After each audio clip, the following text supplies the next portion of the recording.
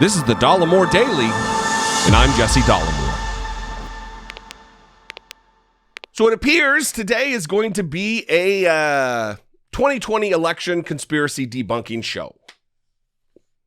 I just earlier did a video about the New York Times uncovering that memo, the 14-page memo that proves that the Trump team knew that the conspiracy theories that were being bandied about were lies.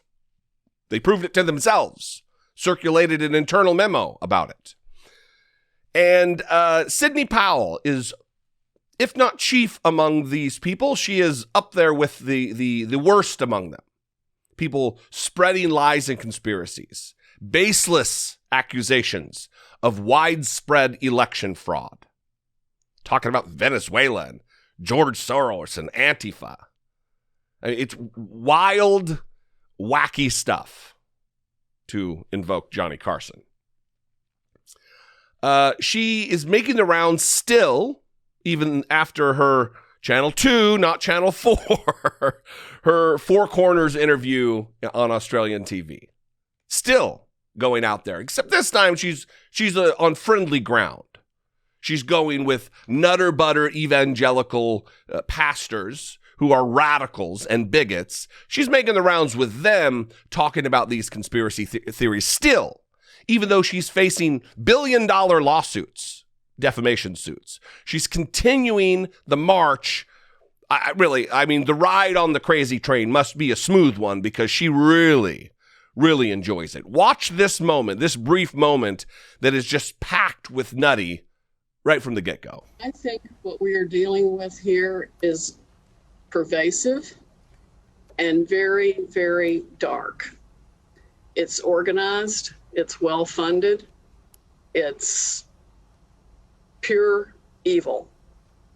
They are willing to kill people, a la Kelly Loeffler's aide in Georgia, who was suddenly blown up in his car on the way to a rally for her.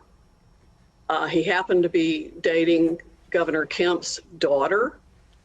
Governor Kemp was considering, I think, at that point, a signature audit. And then the Georgia Bureau of Investigation agent who was investigating that, he was the lead investigator, was suddenly dead within a week. And suddenly we don't hear anything else about any of that. We are talking about trillions of dollars of global wealth at issue here.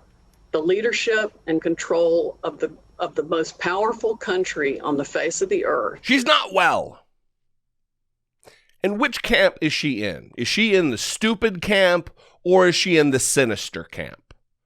Does she not know that these are lies and conspiracies because she's dense? Or does she know better and is fighting with all her might to reinstall a fascist as president in the United States?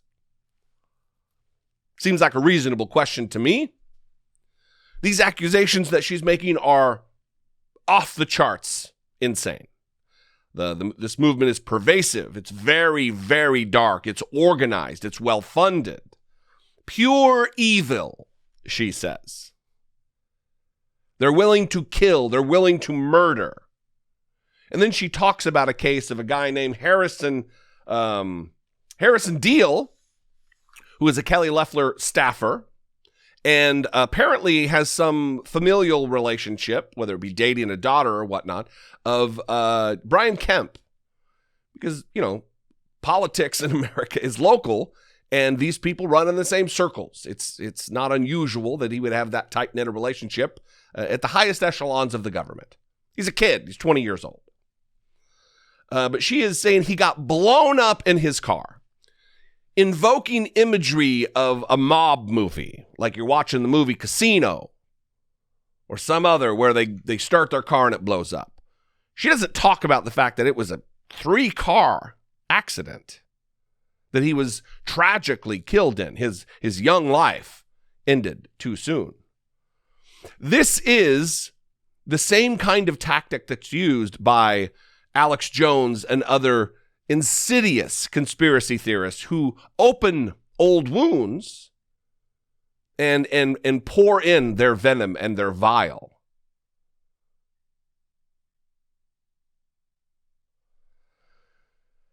Imagine the family of Harrison Deal. They lose their kid in a car accident, and then people like this raise the conspiracy theory that he was murdered in order to stop an audit that was never going to happen in the first place, to intimidate the governor, I guess. Here's an article about his death from the Atlanta Journal-Constitution. December 4th, 2020. Loeffler campaign staffer 20 dies in South Georgia crash. One of Georgia Senator Kelly Loeffler's campaign staffers was killed Friday in a multi-vehicle crash in South Georgia, forcing her and Governor Brian Kemp to cancel their plans to join Vice President Mike Pence in Savannah for a rally. Harrison Deal, a young aide for Loeffler and a former intern for Senator David Perdue, was also a close family friend of the Kemps. The 20-year-old from Statesboro was remembered by Loeffler as a beloved member of her team. Deal died in a 3-vehicle crash on I-16 East near Pooler Parkway around 10 a.m. Friday, according to Pooler police spokeswoman Lindsay Heinzman. Pooler is about 14 miles west of Savannah. Routine. A tragedy, to be sure. A tragedy that happens, but not murder. She's leveling accusations of killing someone. That by somehow, in Sidney Powell's mind, if you kill a 20-year-old, somehow that stops the audit, the wingnut overturning of an election. All you got to do is kill a 20-year-old low-level campaign staffer, and then all of a sudden, the election is stolen from Donald Trump. What? This is the people, these are the types that Donald Trump put his trust in. This is why you shouldn't be shocked. This reinforces why they lost almost 60 cases in a disparate array of federal courts. Even Trump-appointed judges sent them packing. Pound sand morons. Their law licenses are being yanked in state after state. Consequences are following them for their lies, not just by way of multi-billion-dollar defamation suits. But more damaging is the damage they're doing to the country. More damaging is the precarious situation that they place us in with their anti-democratic conspiracies. Because getting Donald Trump in power is the most important thing of all, even if it means disenfranchising millions of Americans and taking away their voice, taking away their vote, because that is what they're trying to do.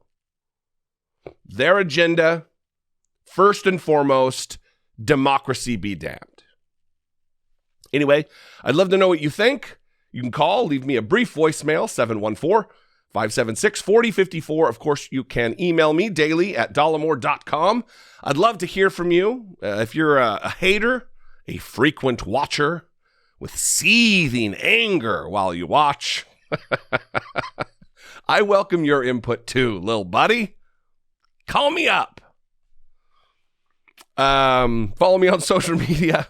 It's a good time. I'd love to connect with you there. And if I bring you value at all, please consider supporting my work here on the platform for as little as $2 a month. You can become a channel member here on YouTube by clicking the join button there below the video, or you can go over to patreon.com/IDoubtItPodcast.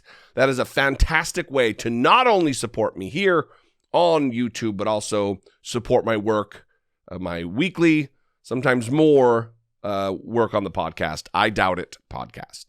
Anyway, I love you guys. I'll see you next time. Until I do, be genuine. Take care of one another.